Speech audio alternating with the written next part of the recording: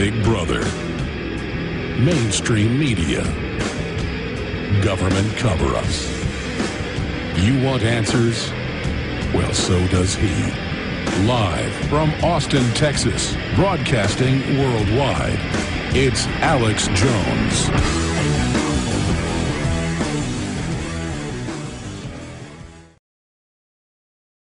Now going to Webster Tarpley of Tarpley.net. He's an economist. He has a doctorate in history.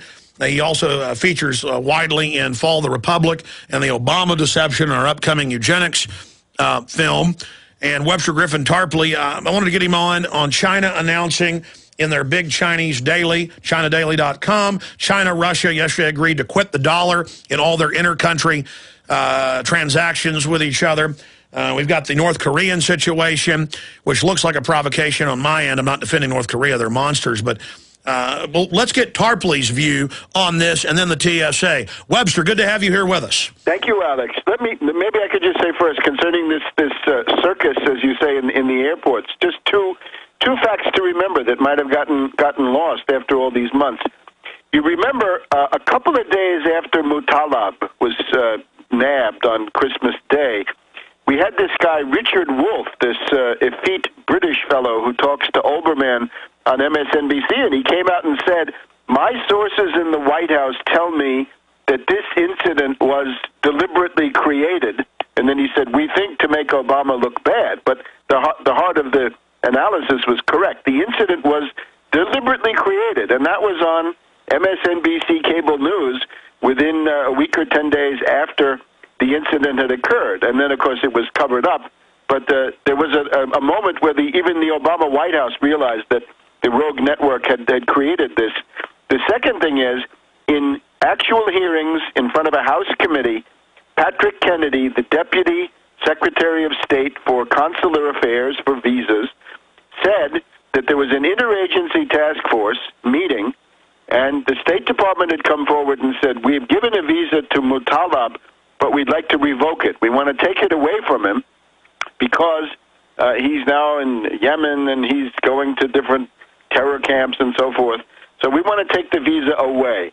And the answer came from an unnamed agency, still unnamed as far as I know, saying, no, don't touch him. We've got eyes on him. We're following him. He's a little fish. He'll lead us to the big fish. It's essential that you not take his visa away. Of course, if you took the guy's visa away, he couldn't get on the plane, and therefore no incident, no circus, no hysteria, and no opportunity for Chertoff to go on television and say, now it's time for these full-body scanners and so forth. So this was a manufactured incident, and people should remember this, that there's no basis for what they're doing. We don't need body scanners. We need mold detectors. We've got to have mold detectors installed at the FBI and the National Security Agency and the National Security Council and throughout the government, right? Mold detectors to know if people are actually government officials trying to do a job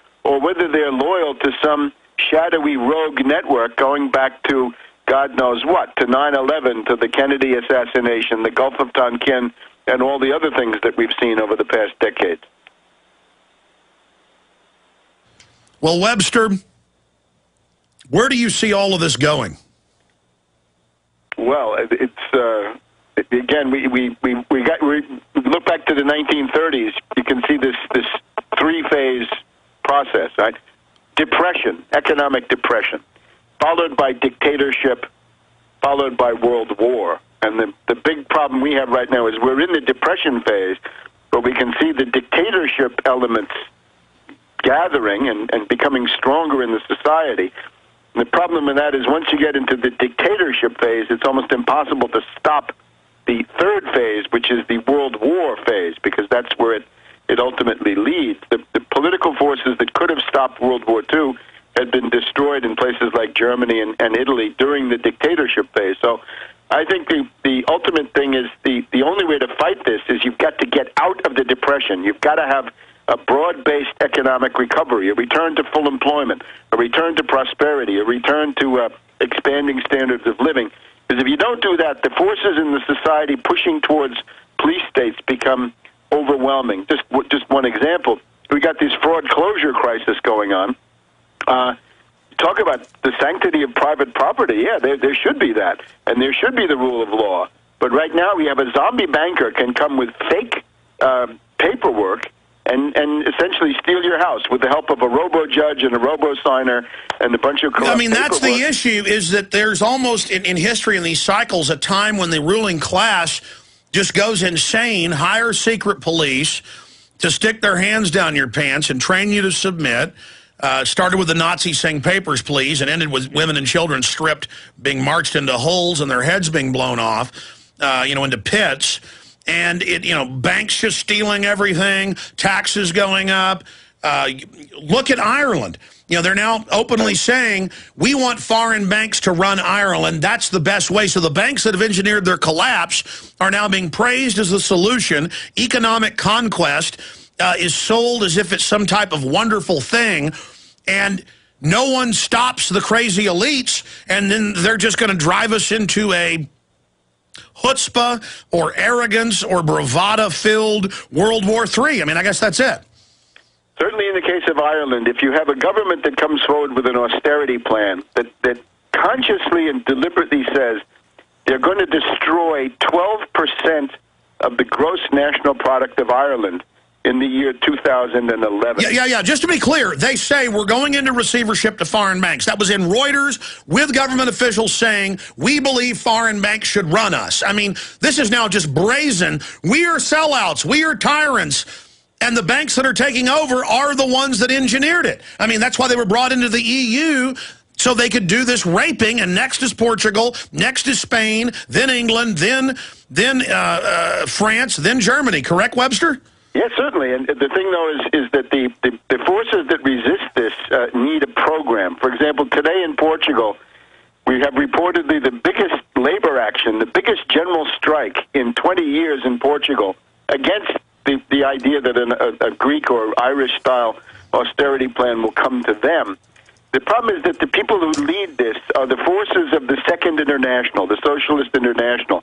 That means Papandreou in Greece, socialist, Socrates in Portugal, another so-called socialist, and Zapatero in Spain. And the demands that they make are absolutely inadequate. You look at the Irish austerity plan, they want to have the minimum wage reduced for the average person. They want to have the sales tax go from 21 to 23%. Where's the tax on the banks?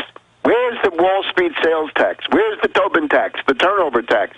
The way to make the banks pay for the crisis that they have themselves created. And where, above all, in the case of Ireland, you've got three zombie banks that are dragging the country down into absolute ruin, destitution, and I would have to say genocide.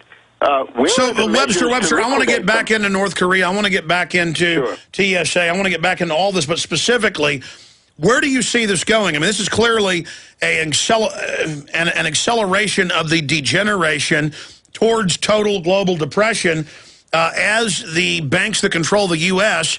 continue devaluing the currency, then blaming China and Russia for getting concerned. And now China and Russia say when we sell oil or gas to each other, when we sell rare minerals from China that they mine worldwide, Australia and Africa, that they have the biggest 90+% of the production of now, that was a good strategic move, that when they sell finished goods to Russia, it's going to be in their own currencies now, or it's going to be in gold, or it's going to be in SDRs.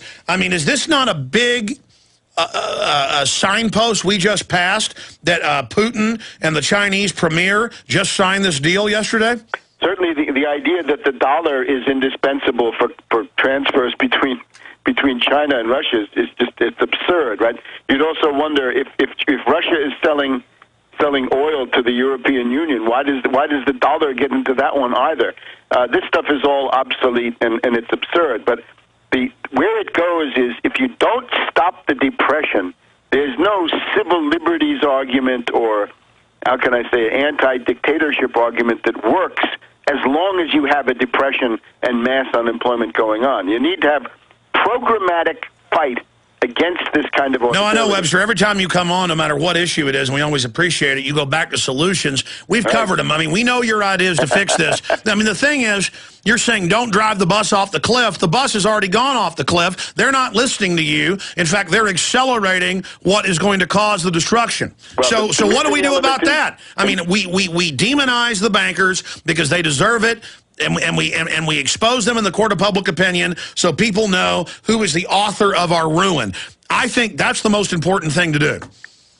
Certainly, but you've got to have a program to get out of it, and then people have to become politically aware. So you like Obama's idea of a national train? The national train? Well, no, I mean, he wants this coast-to-coast, speed bullet train. Hey, listen, this idea was there. The idea has been there long before Obama, and the question is, how do you pay for it? Look, Bernanke says $600 billion of quantitative easing.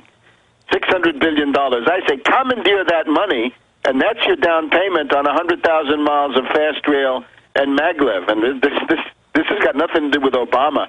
Obama's a big faker. Obama brings this up when he can't do it anymore, right? If he was going to do it, why didn't he do it in the first couple of weeks? If you started to build 100,000 miles of maglev and fast rail, you'd have an economic recovery, and people would be able to point to that in their communities all over the United States. And, of course, the people doing this would be private sector contractors. It would revive construction, engineering, steel production, rolling stock, a whole series of industries would now be... No, I know. That's why I raised the point, but they're not doing that from that, classical... infrastructure Americana perspective. Sure. China's doing that. The elites have decided to basically suck this country dry, demonize us for all of their exploits, and leave us holding the bag. So again, how does this North Korea thing tie into it? All right, now this, I think this is pretty obvious. I mean, this is the kind of circus we've seen again and again and again. The occasion for this is this maneuver, which is held periodically, called Hoguk, H-O-G-U-K. All right, stay there. Final segment. Come back and get into North Korea, because now they're sending a U.S. carrier. They're saying they're going to do drills basically in the same area, trying to get a provocation from the lunatics in North Korea, proxies for the Chi-Coms. Webster Griffin Tarpley is our guest. It's national, no fly. We're not your slaves. You're not sticking your hand down our pants day. We'll have all the developments at Infowars.com and PresidentBlender.com.